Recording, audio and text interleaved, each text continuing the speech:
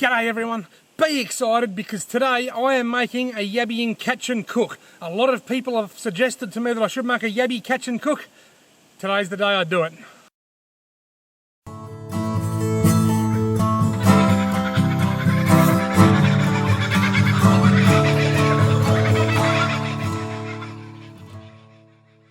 Righto folks, now it's going to be 39 degrees with a strong northerly wind. It's 8:30 in the morning, it's already hot, it's already very windy, the fire danger is very high, and because of that I'm not going to be cooking my yabbies here at the same spot that I catch them. You can probably tell that it's windy because my face keeps drifting in and out of the sun as the trees in the background here sway in the wind. Now, this is the dam that I caught 50 yabbies in recently in 2 yabby nets. There's a lot of yabbies in this dam, but there's not a lot of size. Most of them are quite small, but there are a few larger ones that you can keep for a feed. The plan for today is to keep 8 or 9 of the larger ones, take them away to somewhere where it's not as windy, and I'm going to cook them in a way that I've never cooked yabbies before. I've got some collapsible bait traps. I'm going to load them with dog food and put them in. Let's go and see if we can catch some yabbies. Goodo's dog food. This is my absolute favourite yabbying bait for a number of reasons. One, it's cheap. Well, even though a bag of dog food is dearer than a packet of lamb's fry or something, it goes a long way. You get lots and lots and lots of baits out of a bag. It's clean. I'm baiting my nets up here now and I haven't got blood all over my hands. If I've got a pet dog at home, if I forget to go to the supermarket and buy dog food, well, I've always got a bit of a few goodos laying around for my yabby baits that I can feed my dog so that I don't have to go out late at night when I forget to buy dog food. And last of all, the best thing about dog food is that the yabbies love it.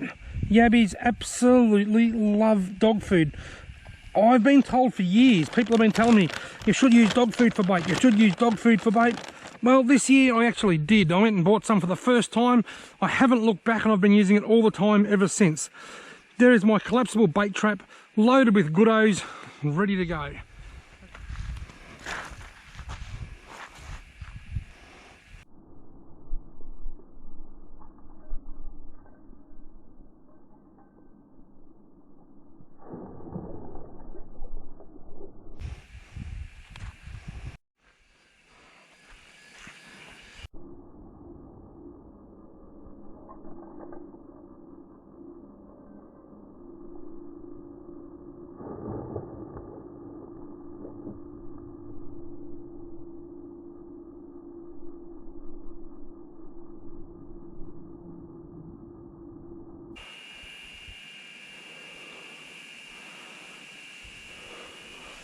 Rightio, both nets are in. What have we got in this net? I'll throw back, actually which net's got the hole in it? This one. All the yabbies I'm going to keep, I have to put in one net. There's one on top. They got off. Whoa, I've hit the mother load. Oh wow, there's probably a dozen or more in there. I'll put them down here in the shade. What I'll do, I'll empty them out and I'll put the big ones back. There's not a lot of big ones because there's not a lot of big yabbies in this dam. Right, I'll keep him. 1, 2, 3, 4, 5, 6. They're not big yabbies. In fact, the ones I'm throwing back now are the same sort of size. There's a dozen or so in that net. But, so I've got 3, 4, 5, I've got 6 in there. Right, now I really hope that there's something with a bit of size in it in this net. Oh, that's heavy enough. There's certainly plenty in there, but is there any size? Here's one on the outside. And so I'll just keep him up here for a minute, because I'll tip them all out and I'll gather what I've got. Look at all the minnows. This place is the bloody Gambusia headquarters of the world. Look at all the yabbies. Here's a good one. 1, 2, 3, 4, 5, 6. Well, I've kept the 6 biggest ones. Have a look at all these minnows. This is the Gambusia headquarters of the world. Look at them all making their way back into the water down here, look.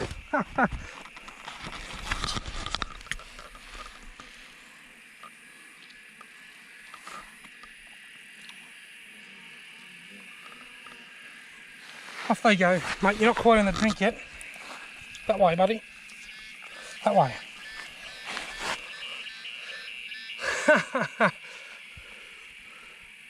All right.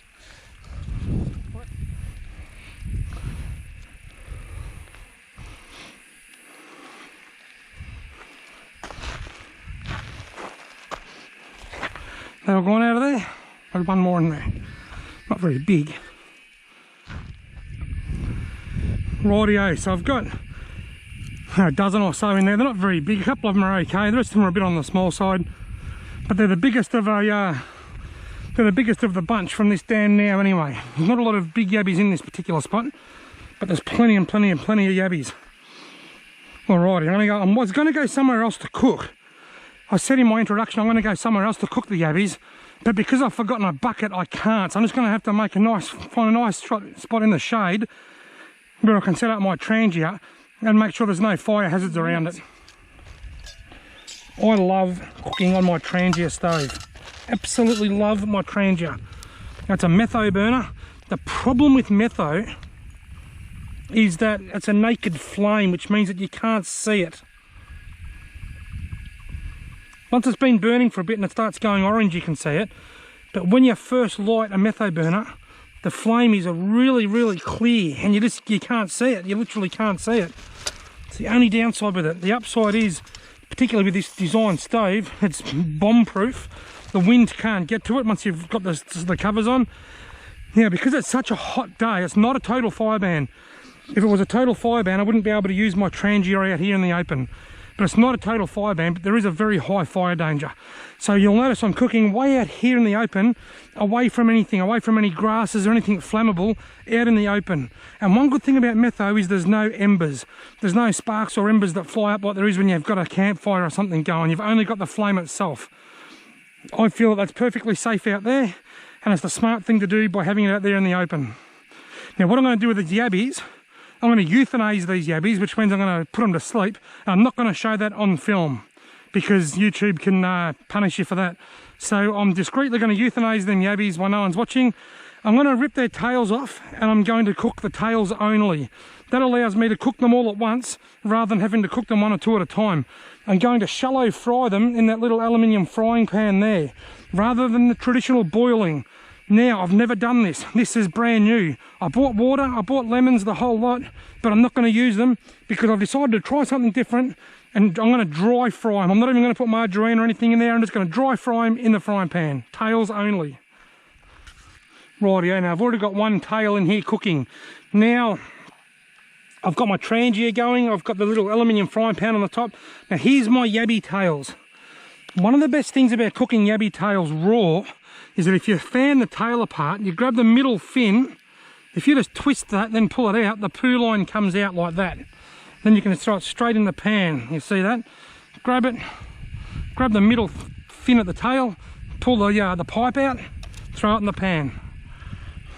Grab it, pull the middle tail out, pull the pipe out, throw it in the pan. And you can do that with all of the tails.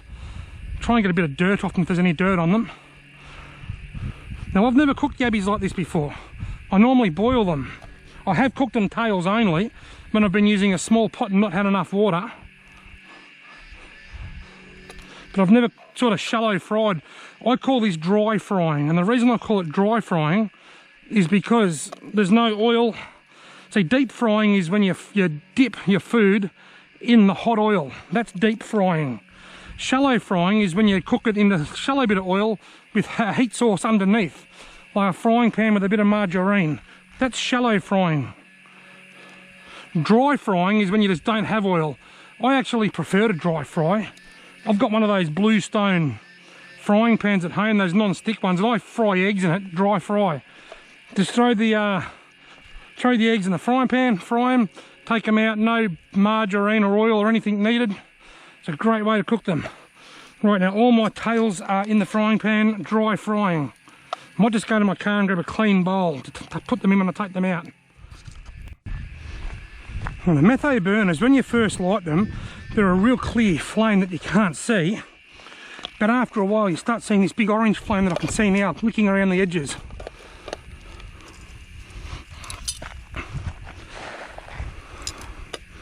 And that is why I've got this way out here in the open, away from any long grass or anything flammable. 39 degrees today, very high fire danger. I'd be crazy to use this near anything combustible.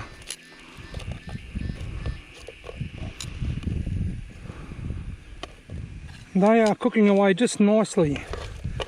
I don't know how to tell when they're cooked. I've never done this before. I guess I'll overcook them. Probably better to have them overcooked than undercooked.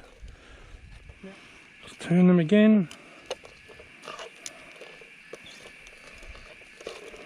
Give them a bit of a stir up. I reckon they're almost done actually. I reckon another minute or so. Then I'll take the frying pan off and I'll snuff the flame. Then I'll put the yabby tails in one of these bowls to cool down a bit. Then I'll shell them. She might even put them in there with some water to cool them down. Right, yeah, I reckon it's time for these tails to come off and then snuff that flame. So I'll put that down here on the sand. I'll get me tongs and I'll put the lid on the flame. Out. No, not out. A bit of air getting in still.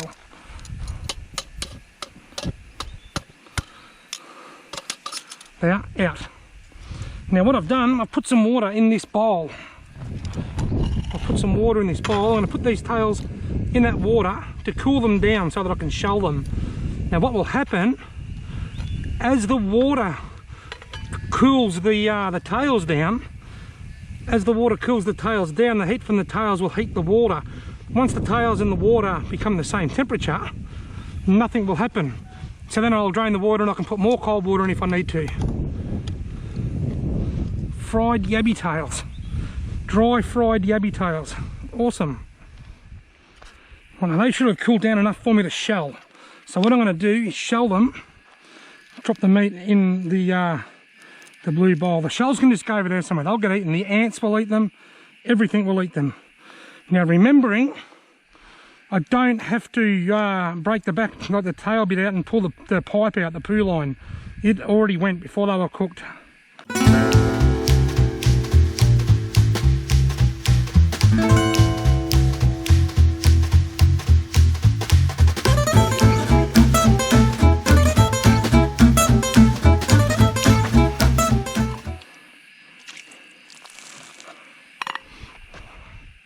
Rightio folks, the time has come to eat the yabbies. Here they are here, they're cooked, they're shelled, they're ready to go. I forgot to bring salt, but thankfully for me, I've always got a McDonald's salt sachet floating around the car somewhere. It's the only additive. I like a bit of salt. Now I've never eaten yabbies like this before. I only put a little bit of salt on. Even though it's only small, this little bit of rubbish, this salt sachet, goes in my pocket and goes in the bin at home. Now, I've never eaten yabbies like this before. I've only ever boiled them. This is an experiment. I'm going to eat these, tell you what I think, tell you the pros and cons of preparing yabbies this way.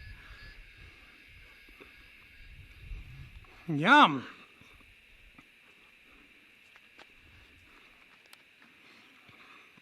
That is magnificent. That is so good.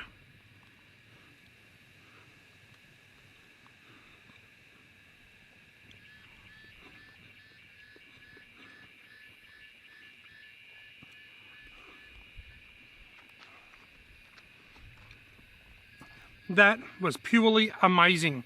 Taste was absolutely on point, absolutely magnificent. Rightio. Now the pros and cons to cooking it this way as opposed to boiling. Boiling is a much cleaner process. I've got sticky fingers, I've got bits of black stuck on my fingers. Boiling is much cleaner. I love the fact when you peel them, when you kill them humanely, when they're alive, kill them humanely, shell them and cook them green, there's a lot less preparation, a lot less shelling and stuff at mealtime. You can get the poo line out. That is a huge positive, which means you've just got to rip the tail off. The downside is when you boil them, the meat actually comes out of the tail a lot easier. I think the heat from the frying pan might soften the shell and just make it a bit harder to shell. So you've got less shelling to do when you shallow fry them or dry fry them like that, but the tail's a bit harder to shell. Taste is totally different.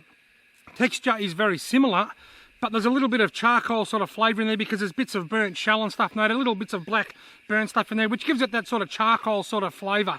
And I think that actually adds a lot to it. It's been a couple of minutes since I finished this and I can still taste it quite strong. There's a lot of aftertaste. I think it is a fantastic way to cook them. That's the first time I've ever cooked yabbies this way, and it certainly won't be the last. Dry fried yabbies, give them a go. Just make sure that when you kill the yabbies, you do it humanely. You can whack them on the head with something. I've seen people get a knife and cut down through their head to kill them instantly. Or you can grab their tail and just bang them over a log or something like that. It might look a bit barbaric, but a quick kill, it's better to look barbaric than it is to look nice and smooth and have it in pain. Magnificent. Catch and cook yabbies, dry fried yabbies, give it a crack. I'm impressed. That was fantastic. Thanks very much for watching. If you haven't already subscribed to this channel, why not consider doing so, because I upload videos regularly and I have stacks of fun on all of my adventures, whether I catch fish or not.